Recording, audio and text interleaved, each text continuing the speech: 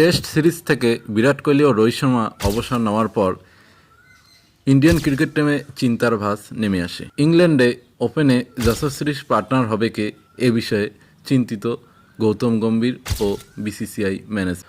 অবশেষে গৌতম গম্ভীর প্রথম একাদশের নাম ঘোষণা করলেন। কার কার নাম ঘোষণা করলেন ভিডিওটি স্কিপ না করে সম্পূর্ণ দেখার অনুরোধ রইল। এখন সবচেয়ে বড় প্রশ্ন এটাই যে যশস্বীর সঙ্গে ইনিংসের শুরুতে কাকে দেখা যাবে।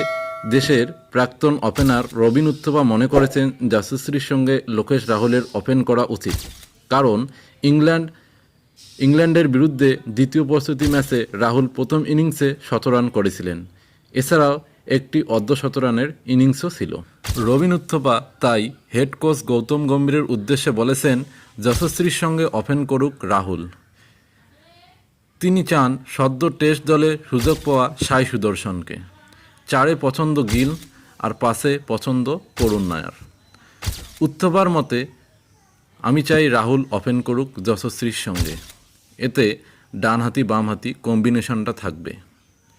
ইংল্যান্ডে প্রস্তুতি ম্যাচে রান পেয়েছে, অস্ট্রেলিয়াতেও খারাপ ব্যাটিং করেননি। এরপরেই উত্থপার সংযোজন ৩ নম্বরে সাই সুদর্শনকে দেখতে চাই।